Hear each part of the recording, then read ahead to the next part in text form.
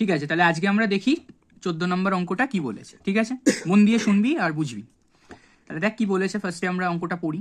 বলেছে গোপালপুর গ্রামের আশ্রয় শিবিরে আশ্রয় প্রার্থীদের জন্য 20 দিনের খাবার মজুদ ছিল। 7 দিন পরে আরো 100 জন আশ্রয় প্রার্থী সেই শিবিরে আশ্রয় নিলে 11 দিনের মাথায় সব খাবার শেষ হয়ে যায়।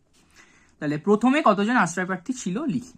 তাহলে অঙ্কটা আগে আবার আমরা ডিটেলসে বোঝার চেষ্টা করি। ঠিক আছে, ফার্স্টে কি বলেছে যে একটা আশ্রয় প্রার্থী আশ্রয় শিবির বলেছে, সেই আশ্রয় শিবিরে 20 দিনের জন্য কিছু খাবার একটা মজুদ ছিল। ঠিক আছে, এবার সেখানে প্রথমে কতজন ছিল সেটাই আমাকে জিজ্ঞেস করেছে। 7 দিন পরে 100 জন আশ্রয় প্রার্থী এসছে। ঠিক আছে, আমরা এরকম একটা অঙ্ক ত্রৈরাশিক চ্যাপ্টারেও শিখেছিলাম। সেই একটা জাহাজ কোথাও একটা যাচ্ছিল, কোচিন বন্দরে যাচ্ছিল, সেখানে কিছু ডুবন্ত জাহাজ থেকে কিছু নাবিক তারা রেস্কিউ করলো, সেখান থেকে সেই লিমিটেড খাবারটা নির্দিষ্ট দিন চলবে বলে তারা জাহাজের স্পিড বাড়িয়ে তার থেকে কম সময়ের মধ্যে পৌঁছালো। ঠিক আছে, তো সেই রকম টাইপেরই একটা অঙ্ক এটা, কিন্তু এটা শুধু আমরা সমীকরণ গঠন এবং সমাধানে পাচ্ছি। অনেকটা কনসেপ্টটা একই অঙ্কটা, কিন্তু একটু আলাদা। দেখে নিই আমরা কিভাবে সলভ করবো। যাই হোক, তাহলে আগে অঙ্কটা একটু আমি ফার্স্টে বোঝাই যে লিমিটেড অ্যামাউন্ট অফ খাবার ছিল। হ্যাঁ, তো ধর তোকে 20 দিনের জন্য খাবার দিয়ে দিয়েছে, সেই খাবার থেকে কিছু অংশ 7 দিন আমরা ব্যয় করে নিয়েছি। ঠিক আছে, ঠিক আছে। তাহলে আমি আগেও কি বলেছিলাম ত্রৈরাশিক চ্যাপ্টারে, যে দিনটা চলে গেছে সেই দিনটা আমরা কনসিডারেশনে আনবো না। মানে 7 দিন আগে 7 দিনের খাবার ব্যয় হয়ে গেছে, 7 দিনটা কেটে গেছে, যতদিন এখন পড়ে আছে আমরা সেই দিনটাকে কনসিডার করবো। তাই জন্য আমরা ফার্স্টে যে 20 দিন বলে দিয়েছে বা আমার যে 7 দিন পড়ে আছে, এই দুটো জিনিসকে আমরা কমপ্লিটলি ইগনোর করব। প্রথম 7 দিনও আমরা কনসিডারেশনে আনবো না, আর এই টোটাল 20 দিনটাও আমরা কনসিডারেশনে আনবো না। তাহলে কোন দুটো জিনিস কনসিডারেশনে আনবো? যতদিন পড়ে আছে আর আমার কাছে এক্সট্রা লোকজন চলে আসার ফলে যতদিনে খাবারটা শেষ হয়ে গেছে। এই দুটো জিনিস যেন ওই ত্রৈরাশিকের অঙ্কটার ক্ষেত্রেও বা এই অঙ্কটার ক্ষেত্রেও বা এই টাইপের যে কোনো অঙ্ক দেবে সেই সবকটা অঙ্কর জন্যই অ্যাপ্লিকেবল। আচ্ছা, ঠিক আছে, যে দিনটা চলে গেছে চলে গেছে, জো বিত গই সো বিত গই, তাহলে ওই দিন আমরা ভাববো না, কনসিডার করবো না। ঠিক আছে, আগে যেটা পড়ে আছে সেটার জন্য কনসিডার করবো। তাহলে অঙ্কটা স্টার্ট করা যাক। তাহলে আমরা যেটা জানি না সেটাকে সবসময় আমরা একটা চলরাশি ধরে নিই। তাহলে যে কি জানি না, কি বের করতে দিয়েছে, প্রথমে কতজন আশ্রয় প্রার্থী ছিল। তাহলে ধরি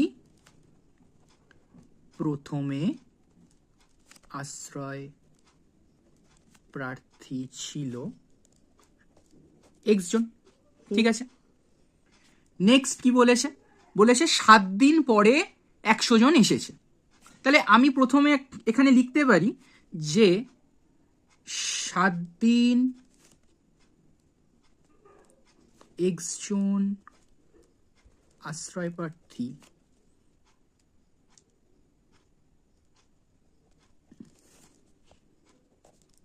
খাবার ব্যয় করেছে।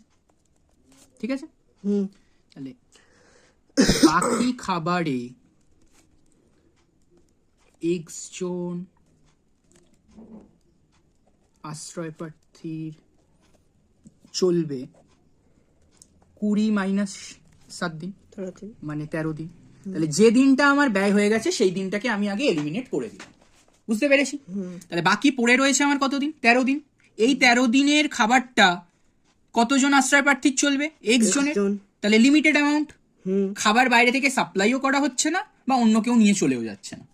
তাহলে 7 দিন পরে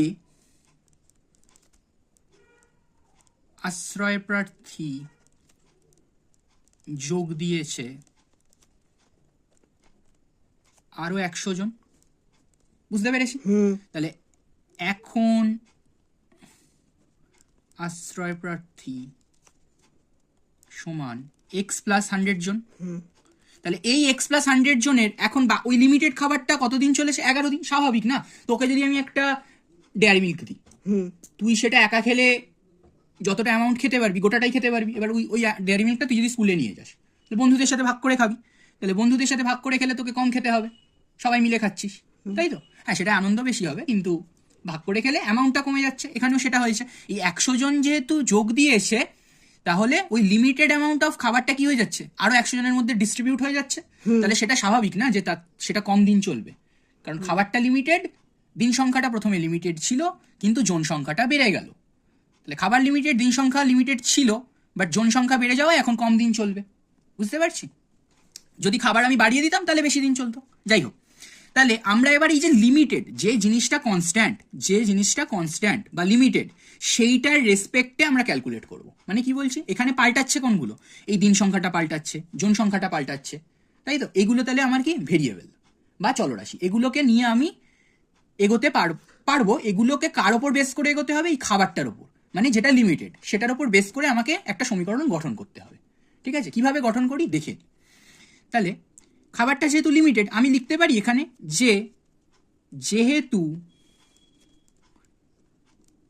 খাবার নির্দিষ্ট পরিমাণে আছে, অতএব ওই পরিমাণ খাবার 13 দিন চলবে, বা চলবে না লিখে আমি এরকম লিখতে পারি 13 দিন চলতো এক্স জন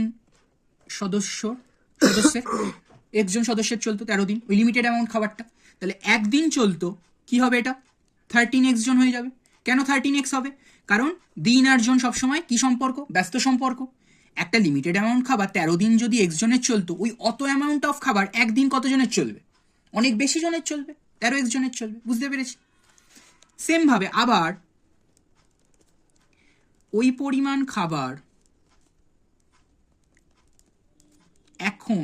এখন কতদিন চলছে? এক্স প্লাস 100 জন হয়ে গেছে এখন বেড়ে সদস্য সংখ্যা। তাহলে এখন খাবারটা কতদিন চলছে? খাবারটা 11 দিন চলছে। তাহলে ওই একই পরিমাণ খাবার এখন 11 দিন চলছে এক্স প্লাস 100 জন সদস্যের। তাহলে একদিন চলবে, এটাও সেম হয়ে যাবে। তাহলে 100 ইন্টু এক্স প্লাস 100 জন সদস্যের গুণ হয়ে গেল। বুঝতে পেরেছি? ক্লিয়ার? এই পার্টটা ক্লিয়ার, এই পার্টটা ক্লিয়ার। তাহলে এখন আমি দুটোকে ইকুয়েট করতে পারি। কোনটা সেম বলেছি? ওই পরিমাণ খাবারটা। দুদিকেই কে সেম? ওই পরিমাণ খাবারটা। ফার্স্টে 13 দিন চলছিল এক্স জনের, এখন 11 দিন চলছে এক্স প্লাস 100 জনের। এই দুটোকে তো আমি ইকুয়েট করতে পারবো না, কারণ এটা 13 দিন চলছে, এটা 11 দিন চলছে। সেই জন্য আমি ওটাকে ইকুয়েট করার জন্য কোথায় নামিয়ে আনলাম? একদিনে নামিয়ে আনলাম, যাতে একদিনে চলতো 13x জন সদস্যের, একদিনে চলবে 11 ইন্টু এক্স প্লাস 100 জন সদস্যের। তাহলে এইটাকে আমি এবার সিমিলার ধরে ইকুয়েট করতে পারবো। ওই পরিমাণ খাবার ধরেছি, তাহলে আমি কি বলতে পারি? শর্তানুসারে এই 13xটা কার সাথে সমান হবে? 100 ইন্টু এক্স প্লাস 100 জন। বুঝতে পারলি? সরি, 11 ইন্টু এক্স প্লাস 100 জন, মানে মাউথ স্লিপ করে 100 ইন্টু এক্স প্লাস 100 বলেছি। যাই হোক, তাহলে 13x is equal to 11 into x plus 100 জন। বুঝতে পেরেছি? তাহলে এটাকে আমি সমাধান করে নিই। তাহলে এটা হচ্ছে আমাদের সমীকরণটা, যেটা আমাকে গঠন করতে হবে।